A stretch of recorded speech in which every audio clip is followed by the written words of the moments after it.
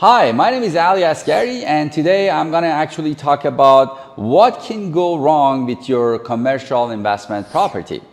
When you buy a commercial property, there are 6 things that might actually turn your commercial property to a bad investment. The first thing is the cash flow. If your property is having a negative cash flow, it turns that investment to the bad investment. So you need to actually pay a very careful attention before buying that property to make sure that the property has a positive cash flow right now or in a near future in order for you to actually invest in that property. The second thing is you need to buy a property which you can attract the right tenant to come to that property and rent that property. So if you don't have a right tenant, or if you don't have a tenant to actually come and rent that property for you, is a bad thing to happen to that investment. The third thing that you need to pay attention is having a loan default. You need to actually have a long-term loan in order for you to protect your commercial investment from loan default, which we are going to actually describe that in details later on.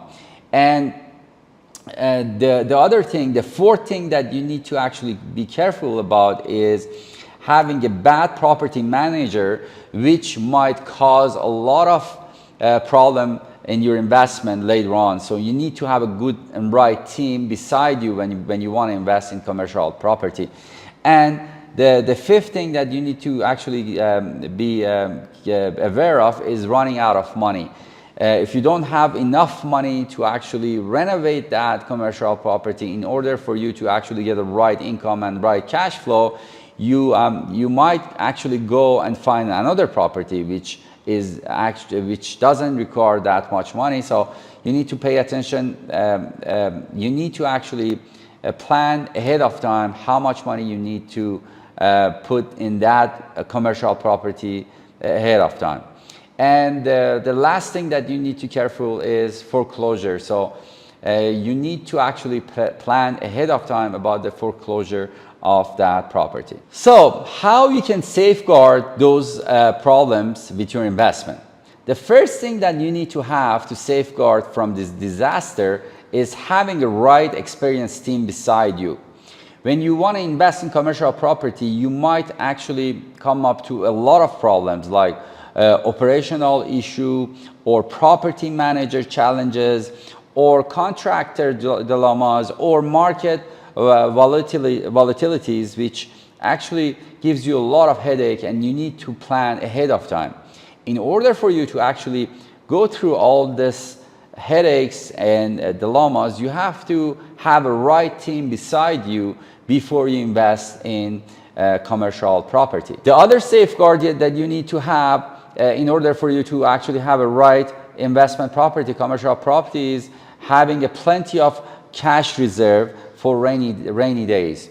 We call it rainy days money, which, as you know, the number one reason for failure in commercial property is running out of money. So you need to have a saving account for that property, which we call it property saving account. And in that account, you need to actually reserve some money and save some money every year, which I recommend 5% of your gross net income. When you have that money in your account and you save it every year and you don't touch it, you make sure that later on you don't actually come up to any disaster or any problem if you run out of money. So this is number one thing that you need to pay attention. And the other thing that you need to pay attention is if that property need any renovation, you need to actually have that money up front. You can actually take that money from your cash flow. The other safeguard that you need to actually have in order for you to have a right investment is having a conservative exit strategy. We usually have 2 exit strategies that you might want to use that. The first one is cash out refund, and the other one is paying back our investor with refinance.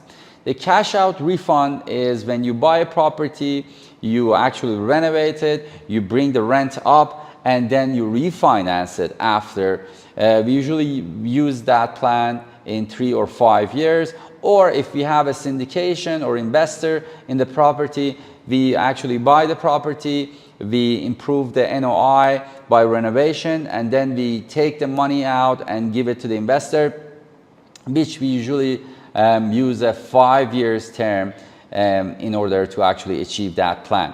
In order for you to actually have a right exit strategy, you need to pay attention to 4 or 5 things. First of all, you need to actually have a rent increase over time.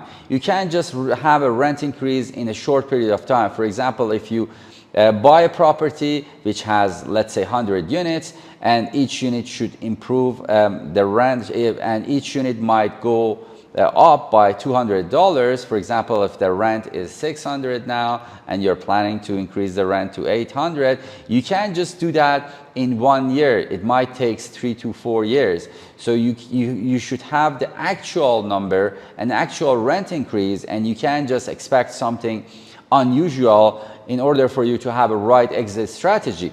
The second thing is having the actual operating expenses, which is very important. In most of the cases, the investor don't actually calculate or don't account all the expenses, and they might actually get into a lot of problems later on because they didn't do the due diligence right at that 30 days period. So having a right operating expense and actual operating expenses, not the pro forma operating expenses that the broker gives you. And you need to actually having a right vacancy rate, which helps you a lot, because we have 2 vacancy rate, physical or economic vacancy rate. In physical vacancy rate, you actually calculate the number of the unit which is occupied by the tenant, but the actual one might be the unit which are paying rent to you, and we call it economic occupancy rate, which is very important for us when we actually want to analyze the property and come up to the right numbers. The other thing is having a right exit cap rate later on. When we buy a property, we calculate the exit cap rate later on to make sure that in 5 years, at what cap rate we want to actually sell that property and how much we want to sell it for. That's very important when you want to actually consider the exit strategy and like having a right exit strategy. And the last thing that you need to pay attention to having to have a right exit strategy is make sure that you consider the pro forma that you are actually getting it yourself, not the pro forma that you're getting it from the seller or from the broker, because it makes you a lot of headaches down the road. The fourth thing that safeguards you from disaster is having a long-term debt or having a long-term mortgage when you want to buy property. Usually, if the mortgage is not long enough, when we are saying the long enough, we are talking about the time that you need to renew the mortgage, because usually the amortization for the property, either residential or commercial, is 30 years, but the maturity for that, it might be 3 to 5 years. So try to actually have the maturity date long enough that you actually save yourself from any disaster later on.